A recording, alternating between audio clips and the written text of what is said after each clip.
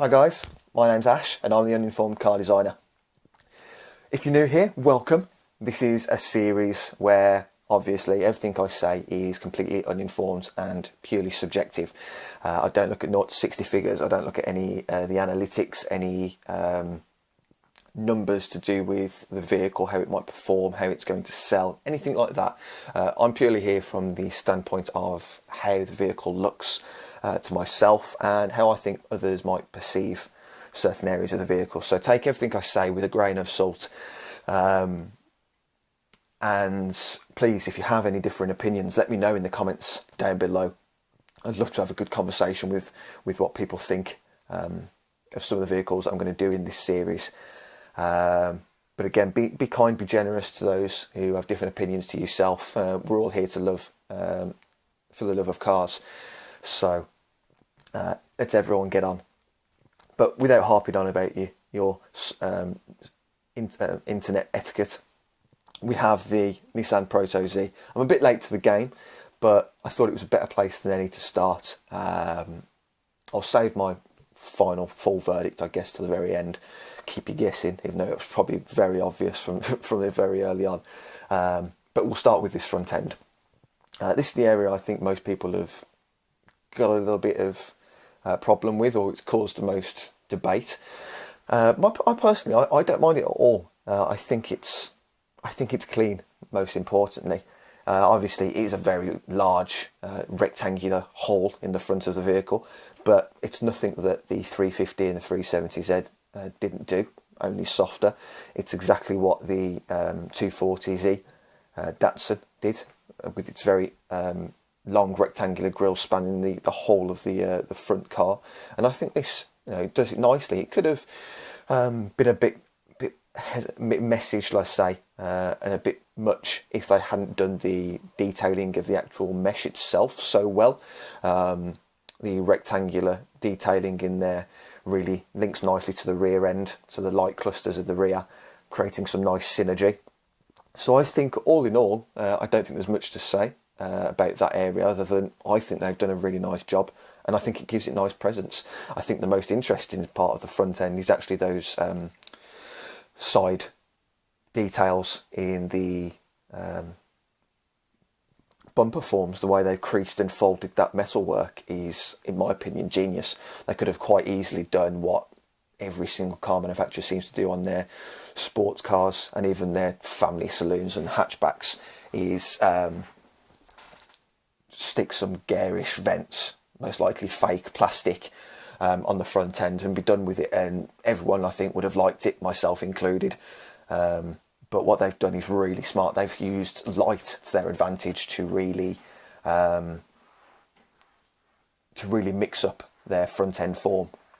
From some angles it looks like a front air vent, and others it looks like just a really subtle light catcher, and that's genius. It really is smart of them to do that, and I think it works really nicely with that cutting from the circular or the rounded bottom of the headlight. It's a nice break from all the geometry and divides it nicely as it goes in towards that fender light area. Another area of one of my favourites, harping back to the 240 again, with that nice sharp cut as it meets the bonnet, the light jewelling and the LED cluster itself, really pretty, really simple and elegant, and I hope it actually stays that way for the production vehicle. The bonnet itself, again, minimal, uncompromised but uncluttered, and it has a nice subtle yet still somehow prominent point to its beak, to its nose, from the 240, which I think gives it some real nice stance, and it's definitely got a longer stance than the 350 and 370 before. At least it's perceived to have, which is quite nice.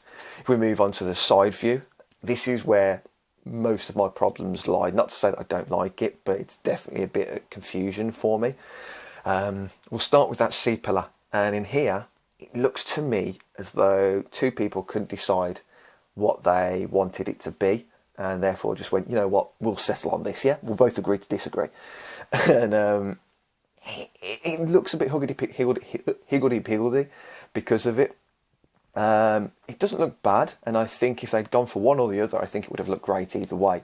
If they'd gone for just a subtle incline and rake, then it would have looked lovely, really exposed that side profile of that DLO, would have extended it quite nicely. But if they'd gone for the sharp rake, similar to that on the MC20, I think it would have looked really nice again, really giving it some weight to that rear seat, C-pillar and fender area, giving it a proper aggressive stance from the rear. Here it looks a little bit soft. They couldn't quite make the mind, so one guy had his way with the soft and then someone came along and went, nah, just give it a little kink. And because of it, it's a little bit unrefined, should we say. But that's not the biggest problem with this side profile for me. By far, it's that lower rocker area, that lower detail feature line that just makes no sense to me. It's the area that casts the feature that casts a shadow is what I'm talking about here. I can see it follows on quite nicely from the feature line, the shoulder line from the front arch down towards the rear arch.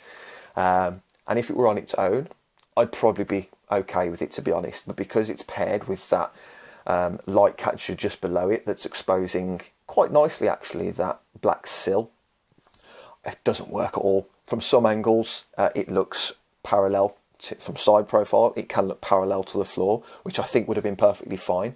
The 350Z had that in its door sill, that little cut parallel to the floor door sill, and the Datsun 740 had just a simple chrome feature line all the way across the bottom of the vehicle. If it had something like that, wouldn't have had a problem. But because those two clash, one goes up, one goes down, it really gets a bit messy towards that rear fender, and it just kind of falls away. They're probably trying to create a bit of weight and some nice reflections on that front fender area, and they do so relatively well.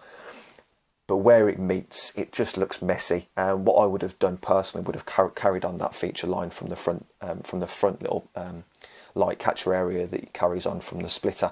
And I'll do some customization, some photo editing in Photoshop in another series that I do probably in a couple of days. So stay tuned to that if you want to see what I think these little bits should have been refined to look like. But yeah, that's that side view for me. Everything else, the shoulder light, the rear shoulder, the haunch, some real nice stance. I love the shoulder feature, the sharp feature that comes off the front arch. Perfect for me. Moving on to the rear, probably my favourite in terms of harping back to its heritage. That 300ZX rear light area, the black glass fascia that has those rectangular, slightly rounded off tail lights look brilliant, really nice and elegant. And it does a real good job, that whole light area, that bar area, of widening the arse of the vehicle. So though it might not be the widest in dimensions, it's going to have that perceived illusion from when you're behind it, because it's pushed all the way round to the rear fenders. It's going to look really wide, and the splitter does exactly the same, gives it some nice stance as it pushes the fenders all the way down to the corner. It's going to look really aggressive with that negative kind of camber look to it. And the rear splitter, clean, minimal, dual exhausts, is perfect.